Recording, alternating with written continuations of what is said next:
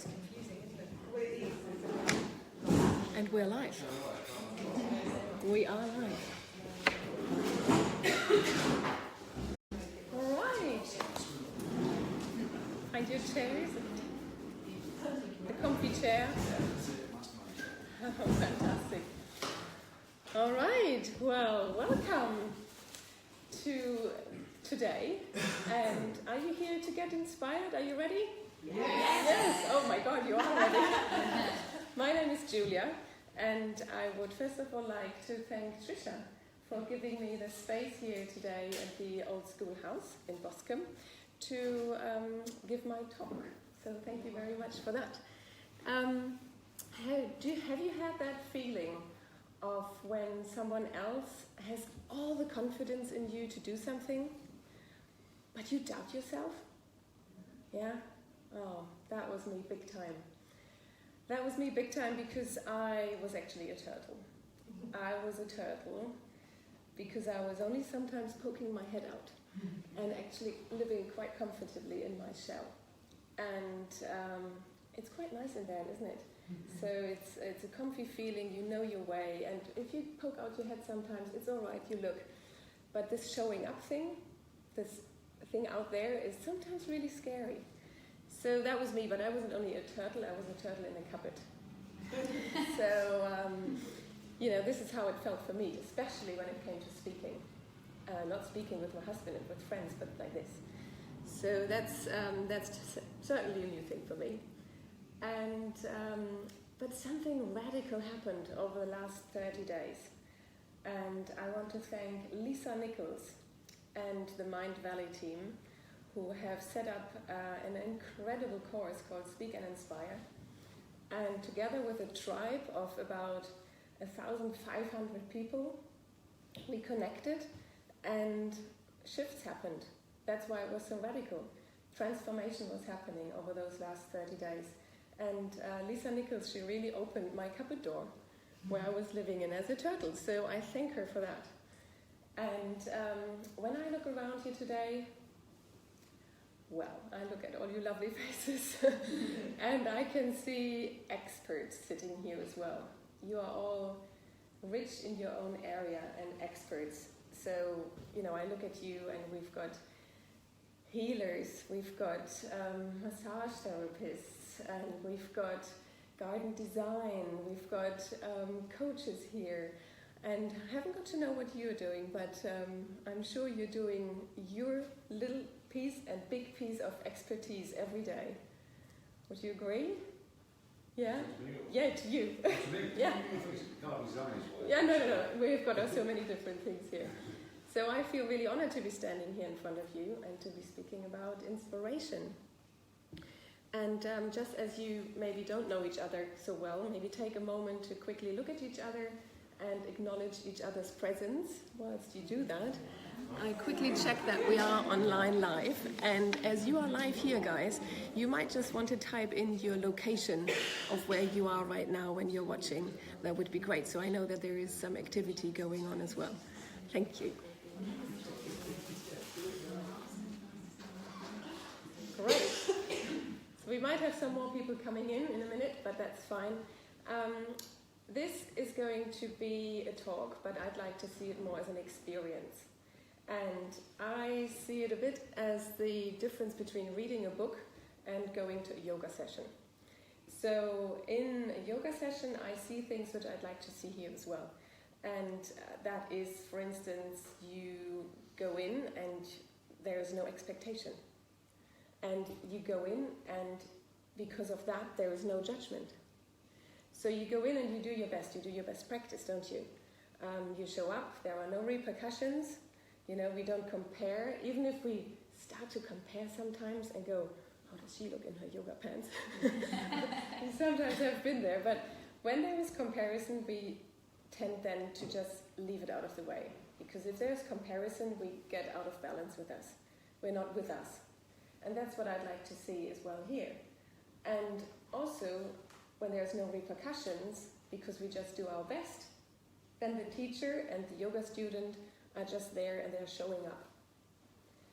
And what I also see in the yoga session is that there is, besides the no repercussions and the no judgment, we all come in a room filled with love. Because we all come from our best self. And would we agree on that that would be a great thing to have here as well? So let's agree on that. And because with that experience, I'd like this to be more of a dialogue as well. It's easy to just lean back, but I'd like you to be really here. Like this is a dialogue. And the more we do that, our brain is engaged. Our brain is there.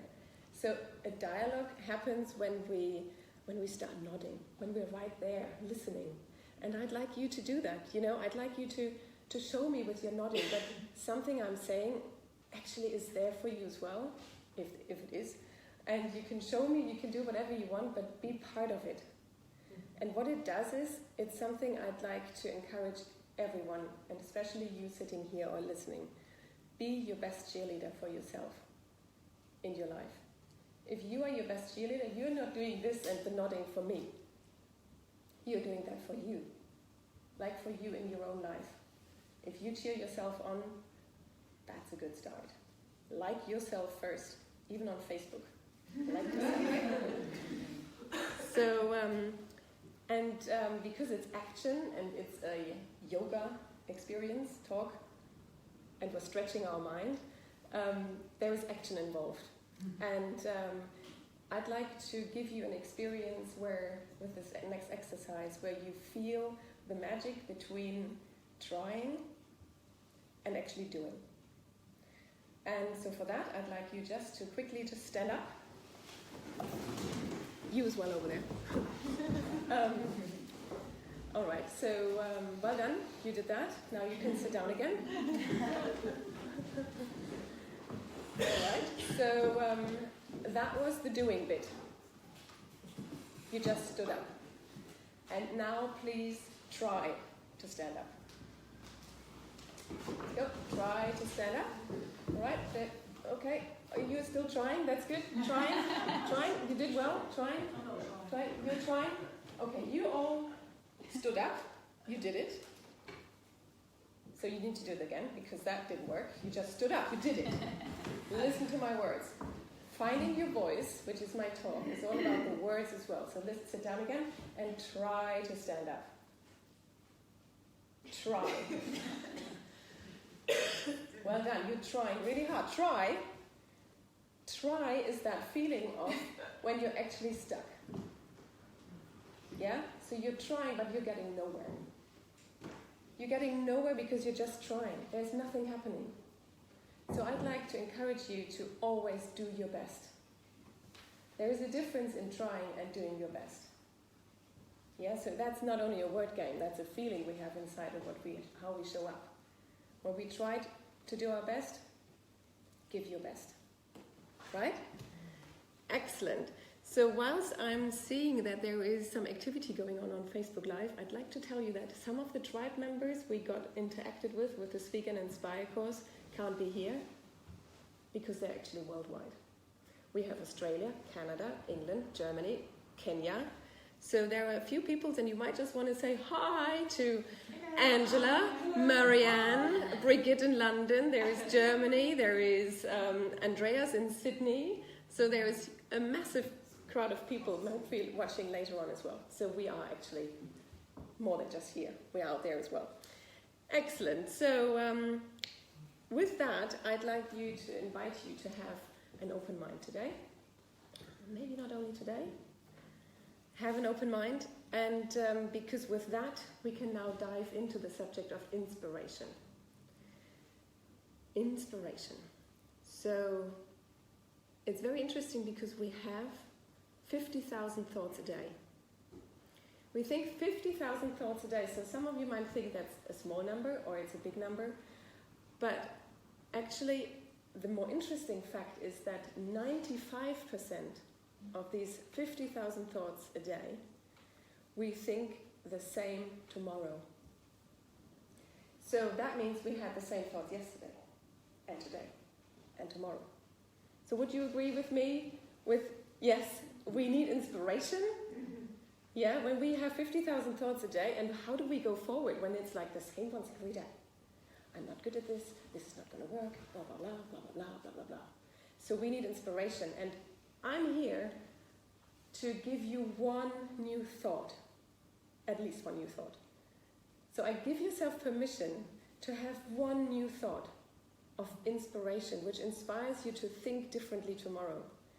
It might be just that one juicy, delicious new thought, which you want to take from here, from my words, or from the voices you hear inside your brain whilst I'm talking, which give you that extra new insight. And you take that on with you to have a new experience. And this is how we grow. And this also gives us a hint why change is so difficult. When we always think the same. You know, how are we changing? We need that push, we need that inspirational push to change our thinking and to then act on it. And with that, we expand our being. We expand our thinking. Right? Yes? Are you with me? Good. So you might want to write this down when you have a piece of paper, or make a mental note of what I believe is finding your voice. Finding your voice for me has 3 elements. And it means being aware that you have a voice in this world. It means daring to speak your truth. And it also means to share it in your way. So be aware, dare and share. That to me are the 3 elements, and they are not in line, they are just together. And sharing your voice means sharing it in terms of book writing, making a movie out of it. It means going out and doing a talk like this. It means writing blogs and books and being active with your voice out. But also it just means sharing your voice with the person right there with you, the one which you can touch and feel. You know, that one, sharing the voice with that other person. It might be your friend, it might be your neighbor, whoever it is. Share your voice. Yeah? So your voice is therefore the doorway to people. That's how you act with people, that's where you get with people. But it also gives you everything in life. Your voice and your words can give you everything you want in life and what you desire. There are words in our mind and words which we speak out. They get us somewhere. Let me tell you how I got to that understanding with a little bit of a story. So today I stand here and I think life is amazing. Life is gorgeous, life is rich, life is wonderful, abundant, and you know, I have my friends are inspirational superstars. My family is closest to my heart.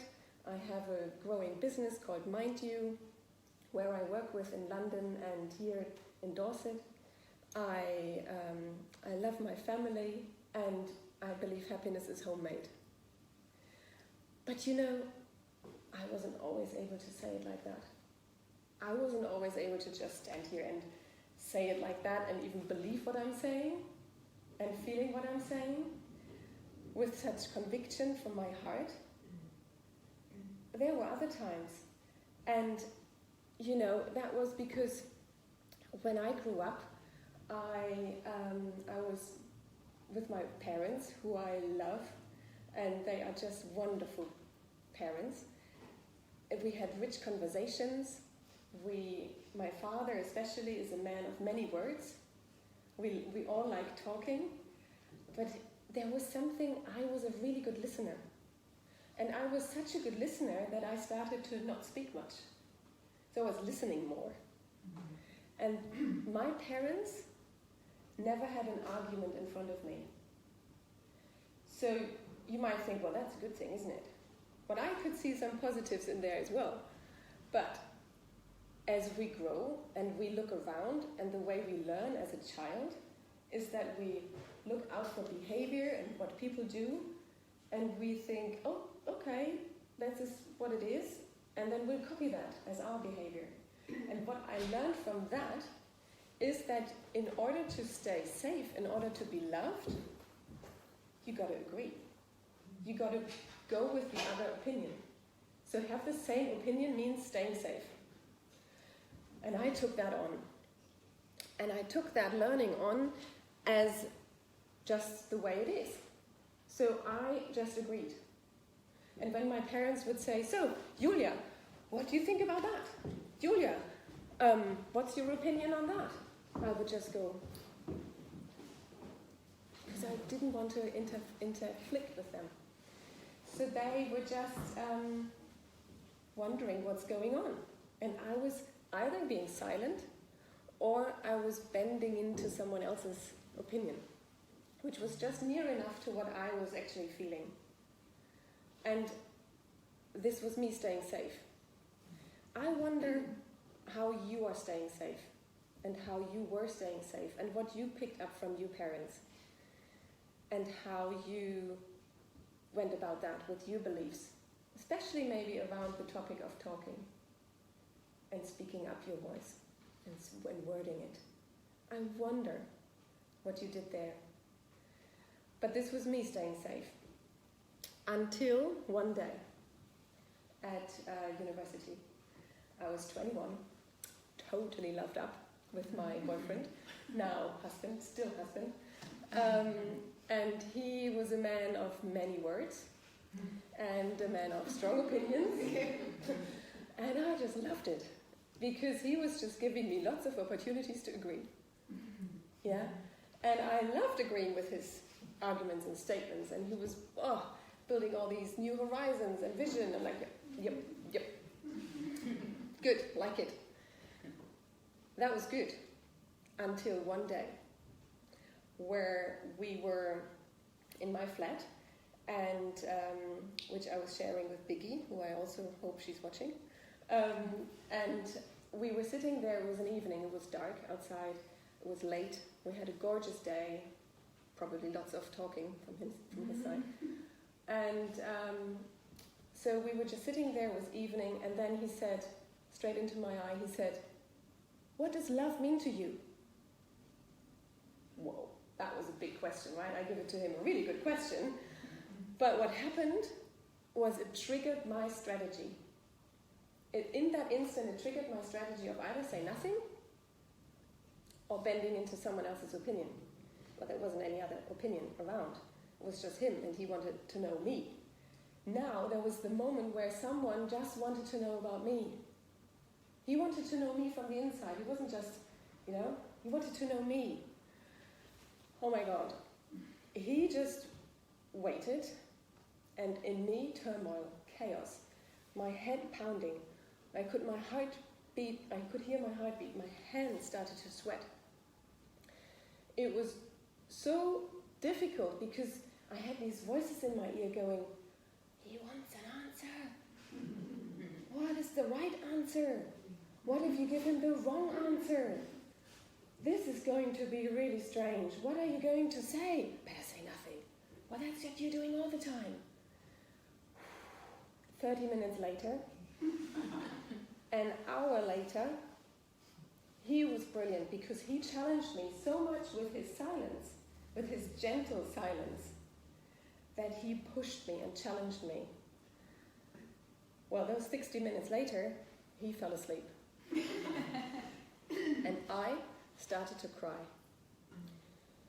I was at my real struggle of going forward because I was so tired of my own strategy. I was so sick of it. I had enough of it, but I had no concept of how to go further from here, right? I had nothing. There was no opinion I could borrow. And I had this huge wall in front of him here and me here. There was this wall of rejection. There was this wall of worry and doubt. And I was sitting with that. And somewhere then started to be a spark. This fear of rejection, because I didn't want to lose him. So somehow I had to make a decision in that moment. And what happened is there was this, and I've got to do this. So I pushed through that wall, shook him up and said, I know the answer. And he was like, whoa. And then I got to speak. And he said, yeah, what? Well, the answer. What does love mean to you? And I said, my answer is to grow together. And he said, okay, that's an answer. And he continued to sleep. But what happened with me was I was free. All these coats of different opinions I was wearing, I was hiding behind those layers of other opinions and coats I was wearing. I was stripped bare of those. And it was tiny steps at first. It was baby steps, okay? I started growing into that. But that moment, that changed me. And that moment broke me free to actually connect to me. And from that moment on, I knew I can speak more up. And he is still there. So together we still grow, together we still learn. It is not always straightforward on this baby step path to actually standing here and speaking now and speaking from my truth. But that's what it took me. And now I work with women and people who I can help with get out of stuckness and actually help them to find their full potential and to help them see their happiness and feel their happiness from within. So that's how I got to there. And what happened is then that I started to share that more and more. I started to share my voice more and more. So that was just a big step. And I wonder what your fear is holding you back from. I wonder from all your beliefs you had created, how is the fear coming up in your life?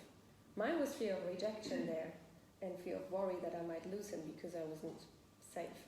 So I wonder, what is your fear? What's your fear holding you back from? What's there? What's on the other side there? Because fear is actually not there to stop us, is it? Fear is actually there to wake us up and to keep us up all night, to prepare us and to prep us for our goals. Yeah? Is that something you can agree with? Yeah. That fear is a tricky one, right? Yeah? Okay. Well, I can tell you why I'm so passionate about this subject as well, because I know that over those 20 years, my past 20 years, after that moment changed me so much, well, I'm a little bit older than 20. Okay, well, anyway, over the last 20 years, I have become aware of the power of words. And the power of words, we speak and we hear, they have a massive impact. And with that, whenever I share my voice now, I know I have responsibility. It comes with responsibility when we share our voice. So, words create reality. They do. And I'd like to show you, because when we speak, you know, when you use your words, you can lift a person up with your words. Or you can dim someone's light right down. With your words, the ones you speak, you can pick up a worried person and you can bring a light into his darkest shadows. Yeah? And with your words, you can also bully someone right down. With your words, you do that. With the impact of your words. And you can lift someone to an even higher joy from a happy place. Yeah? Your words, that's what your words can do. And you can just dim someone's light and smash someone's confidence to an all-time low as well. So your voice, they create reality. And if you are using your words, if you're not lifting someone else up with your words, what are you doing? What are you doing with your words when you're not lifting someone else up? What are you doing? When we speak to someone and the message someone gets from that might be the most important message that person is going to hear that day. Maybe the most important piece of information you might speak to them. You still with me? Mm-hmm. Okay. And in that, there is no trying. Yeah, that one. There is only giving your best. Your words create a reality. Am I saying that all this is an easy ride? No, right? It's not easy. I'm not telling you this is an easy ride. but it's very rewarding. Yeah, it's rewarding because our struggles, the ones which we face every day, they are actually strength builders. They are strength builders to make us stronger. And as you sit here, I'm very certain that you have in your life had experiences which you faced and you've gone through, which you faced and you pushed through. You pushed through resistance, you pushed through worry, doubt, all those things, and they made you stronger, right? So I see them as weights in the gym. Yeah, those ones. They make us stronger. They might feel really heavy, but when we pick them up and practice with them and use them, even though they are heavy, they train our muscles. They train our muscles. They train our muscle of pushing through resistance, pushing through fear, using all our power to go that other step, to go further. And ask yourself, what are your struggles? What are your struggles at the moment? Is there the fear of failure? The fear of success? What is there? What's going on in your life? What are you faced with? And then, let me ask you, are you willing? Are you willing to push through? Are you willing to take today the chance to meet that struggle, to meet that hurdle and jump over it? And what does it take? Are you willing to go that extra step? Are you willing to face new challenges and don't even know yet of what you're going to do? Are you willing to look into your problems to find a solution? Are you willing to go there? Ask yourself that. Because when we do that, on the other side of that, when we push through, oh my God, what do we find there? We find compassion, we find our truth, we find joy, we find all these lovely bits on the other side, because we've gone that step. We leaped, we went over, and that's where we get real connection to people from within us.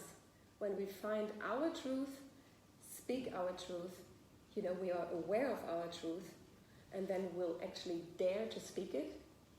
That's when we hit that struggle and that wall. When we go through, then we're actually daring to speak our truth. So there is the juicy bit in there. And this is also communication then at its best. Because it's powerful, it's mindful, and it's intentional. We know where we're going with this. And words, when we use words mindfully, they do create reality. Yeah? And I remember when I got that concept straight into my face and I knew words create reality. Because I heard something like, Julia, you are stupid. You are just not getting it, are you? You are no good with numbers. Well, that was my maths teacher. And I believed his words, and I believed that was reality. And over a very long time, I carried that limiting belief that I'm not good with numbers. And this is what happens. Words create reality. So we use them mindfully. And I also listened to, I have, by the way, forgiven my maths teacher. But that's a whole different story. I heard other voices like, Julia, you're not good at music. Try something else. Or another voice which went, Julia, you're so quiet. Don't you have your own opinion?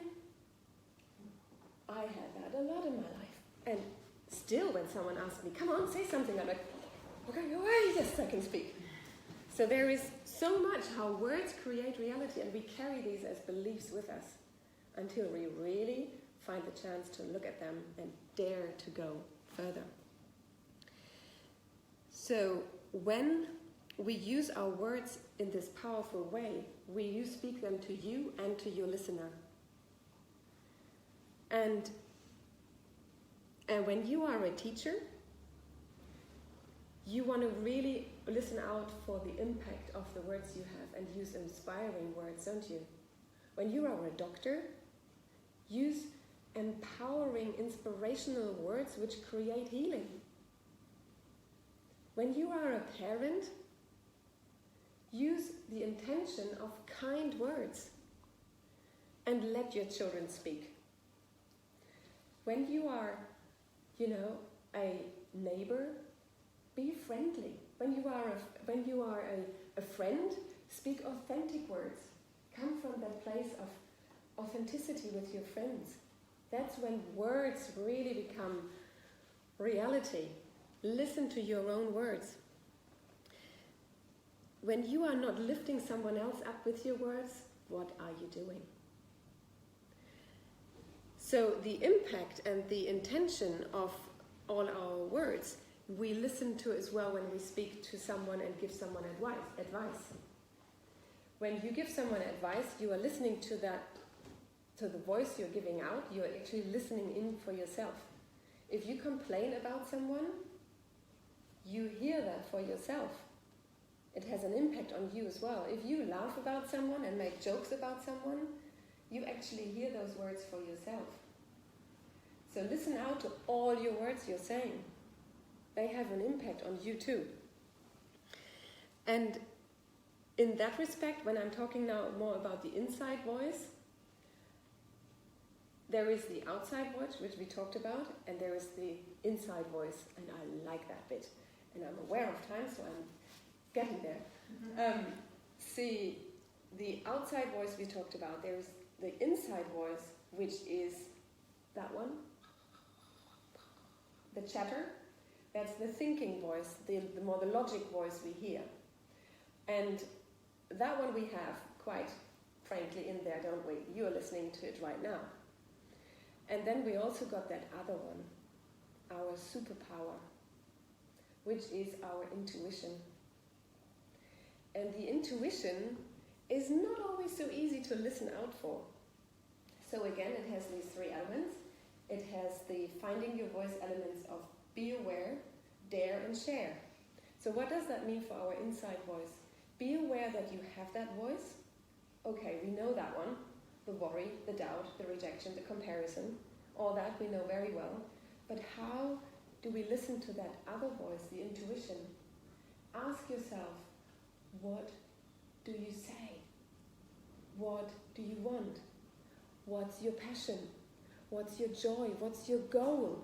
Listen to that. But to do that, you need to dare to quieten down the chatter. Quieten down the chatter of worry, of doubt, to be able to then listen into the other voice. And people do that through prayer or meditation, but silence is really important, isn't it? So in that we find our intuition, and that speaks to us volumes. When we listen to that and we dare to act on it and we create a plan, our brain loves it. Our brain is organized. It likes direction. When you give it direction, it likes to follow it, likes to support you on that path. So when we give it direction in a resourceful way, that's wonderful. But do you know yourself or other people who have these statements when they go, oh, I'm just not good at that. I'm just not, I can't do that. I am the way I am. I am rubbish at that. I am not able to face my fear. That is not helpful, right? But that is a statement which our mind hears as an identity statement. Anything which comes after I am is an identity statement, and your mind goes, yeah, what am I? And then it has a choice. But you are creating those words.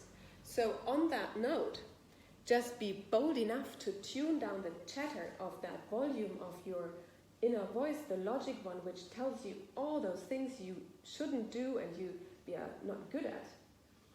Tune in that volume and tune up the volume of the intuition.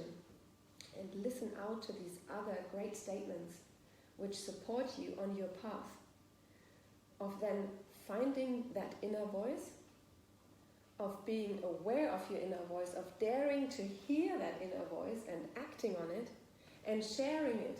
And with the inner voice, you share it with yourself. So listen out to statements which are positive affirmations, which as if you are setting a new GPS destination, and it is like a wish list.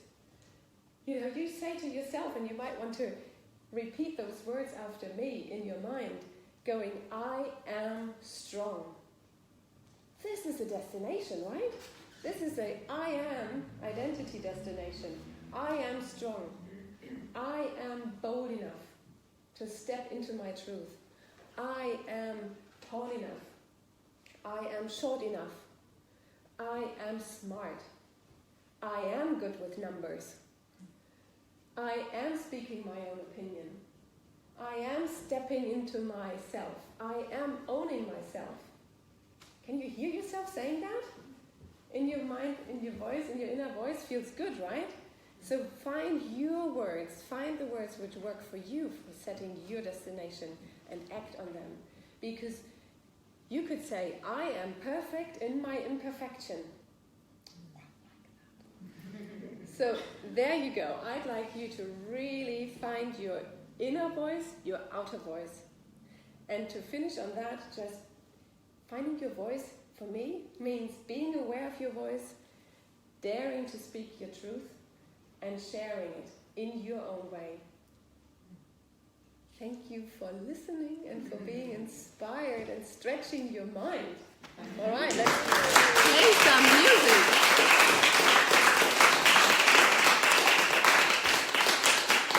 And the song you're hearing, should hear, is called Unwritten. And it is by Natasha Benningfield. She talks about that the future is not written yet. The script is open, the book is open. You find the words, you create your future from now. It's in your hands, it's your choice. Thank you. Thank you.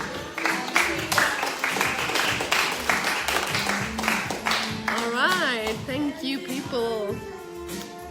Hope you got something from it. Mwah.